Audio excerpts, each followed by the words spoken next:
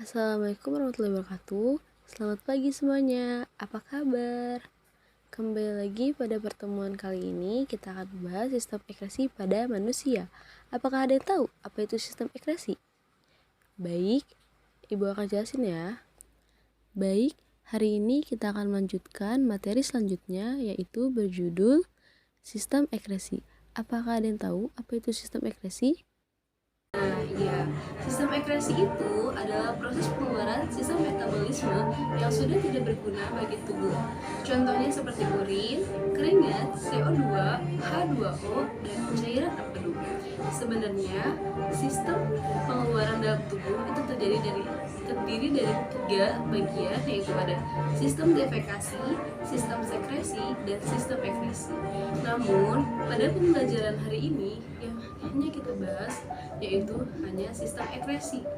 Nah, di sini terdapat contoh sistem ekskresi yang sering kita alami, yaitu contohnya berkeringat pada saat panas, terus sering buang air kecil saat cuaca dingin, dan kacamata berembun saat bernapas.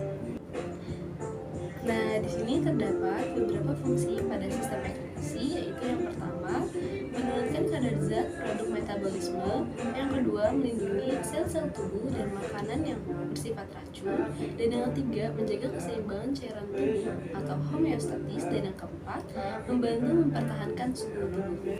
Nah, di sini ada yang tahu nggak apa aja sih alat-alat ekskresi itu? Alat-alat ekskresi itu yang pertama ada ginjal, paru-paru, hati, dan kulit. Kali ini yang pertama kita bahas adalah organ ginjal, di mana ginjal itu memiliki dua pada tubuh yang memiliki bentuk seperti kacang merah. Ginjal terletak di bagian tubuh kanan dan kiri tulang pinggang di dalam rongga tubuh. Letak ginjal kanan lebih rendah daripada ginjal kiri, karena ginjal kanan harus berbagi tempat dengan hati di bagian atasnya. Nah, ini berikut gambar letak pada ginjal. Seperti yang kita dapat lihat di sini, ginjal terdiri dari korteks, medula, calyx, kapsul fibros, ureter, vena, arteri, dan pelvis renalis. Struktur ginjal terdiri dari tiga, yaitu ada korteks, medula, dan pelvis renalis. Korteks terdapat di bagian nefron, dan medula terdapat di tubulus congestus dan kolektivitas.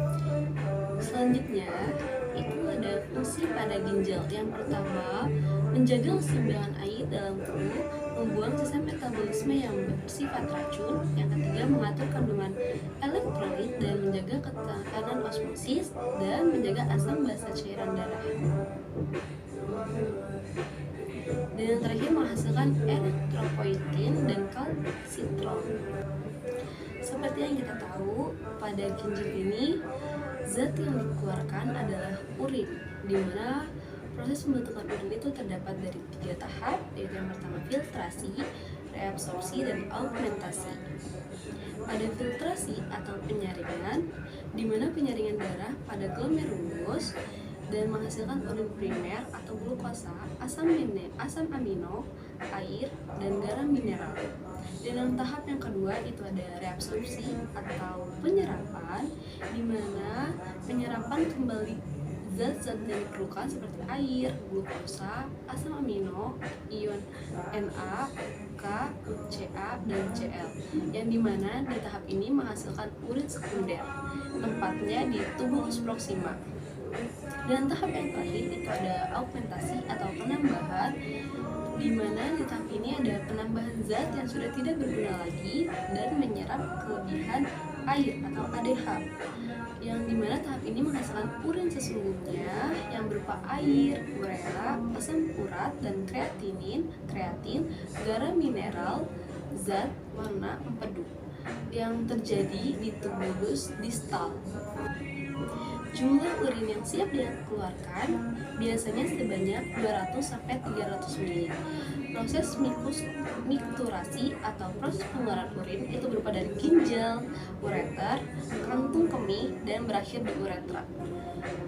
Pada urin, ada beberapa faktor yang mempengaruhi jumlah urin, yaitu yang biasanya terhambat dari hormon antidiuretik, pada suhu atau cuaca, gaya hidup dan aktivitas, usia, kondisi kesehatan, dan jumlah air yang diminum. Selanjutnya ada alat ekspresi selanjutnya, yaitu kulit. Letak kulit di lapisan terluar pembungkus seluruh permukaan tubuh dan sebagian besar ditumbuhi oleh rambut. Struktur pada kulit itu terdiri dari 3 lapisan, yaitu yang pertama ada epidermis, dermis, dan hipodermis. Yang pertama, pada lapisan epidermis itu terdiri dari lapisan kulit ari, lapisan tidak berpigmen dan tidak berinti, lapisan berpigmen, lapisan sel duri, dan lapisan pembentuk sel-sel baru. Dan yang kedua, pada lapisan dermis itu terdiri dari akar rambut, kelenjar keringat, kelenjar minyak, pembuluh darah, dan sel saraf. Selanjutnya pada hipodermis itu terdiri dari jaringan ikat bawah kulit dan atau lemak yang berfungsi sebagai suhu tubuh dan sebagai cadangan makanan. Dan selanjutnya ada fungsi pada kulit, yaitu melindungi tubuh, mengatur suhu tubuh, menentukan warna kulit, membentuk vitamin D, dan mengeluarkan keringat. Dan ternyata ada beberapa faktor yang mempengaruhi jumlah keringat. Itu biasanya disebabkan oleh aktivitas tubuh, suhu atau cuaca, kondisi kesehatan, dan emosi. Selanjutnya, alat ekspresi yang ketiga yaitu berupa hati, di mana hati merupakan bagian dalam manusia yang berukuran paling besar, mempunyai berat sekitar 1,5 kilo atau sekitar 3-5% dari berat badan. Hati berada di bawah atas sebelah kanan abdomen dan di bawah tulang rusuk. Hati terdiri dari lobus kiri, lobus kanan, kantong empedu, dan saluran empedu. Nah, organ hati ini mempunyai fungsi yang pertama sebagai penyimpan energi dalam bentuk glikogen, yang kedua menyimpan berbagai vitamin, dan yang ketiga menghasilkan zat kimia yang diperlukan tubuh, dan yang keempat menetralkan racun, dan yang kelima menghasilkan cairan empedu. Kemudian sistem ekskresi pada hati ini adalah hati yang dimana memproduksi cairan empedu, di mana hati mampu mengekstraksikan cairan empedu sebanyak 800-1000 ml. Cairan empedu ini mengandung air, asam empedu, garam empedu, kolesterol, fosfolipid atau lecitin, zat warna empedu atau pigmen bilirubin dan biliverdin, serta beberapa ion. Di mana cairan empedu ini mempunyai fungsi yang pertama sebagai mencerna dan mengemulsikan lemak dalam usus, yang kedua mengaktifkan lipase, yang ketiga mengubah zat yang tidak larut menjadi zat yang larut dalam air, dan yang keempat membentuk urea dan amonia. Ternyata empedu mempunyai fungsi juga loh. Dan organ yang terakhir masuk ke dalam sistem ekskresi ini adalah paru-paru. Struktur paru-paru terdiri dari trakea, bronkus, bronchiolus, dan alveolus. Sistem ekskresi paru-paru yaitu sebagai alat ekskresi, paru-paru berfungsi mengeluarkan uap air atau H2O.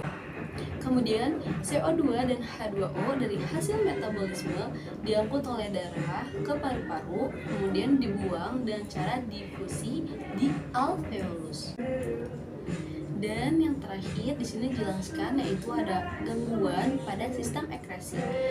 Pada organ ginjal ternyata terdapat beberapa gangguan, yaitu seperti diabetes mellitus, diabetes insipidus, albuminuria, nefritis, batu ginjal atau pengendapan kristal kalsium fosfat menjadi batu ginjal. Kemudian pada kulit itu seperti jerawat atau gangguan pada kelenjar keringat. Kemudian alergi, yaitu infeksi karena bahan atau makanan yang dimakan, dan yang ketiga itu karena kudis. Selanjutnya pada organ hati, yaitu seperti hepatitis atau radang atau pembekakan hati oleh virus. Yang kedua ada sifosis atau menghasilkan guratan pada hati. Dan yang ketiga ada Wilson atau penyakit turunan karena tingginya kadar zat tembaga dalam tubuh. Dan yang terakhir pada paru-paru itu gangguan seperti asma atau penyempitan saluran pernapasan, kemudian kanker paru-paru, kemudian emfisema atau kerusakan pada alveolus, dan yang terakhir itu TBC. Nah, selesai sudah pembahasan dari sistem ekskresi. Apakah ada yang ditanyakan?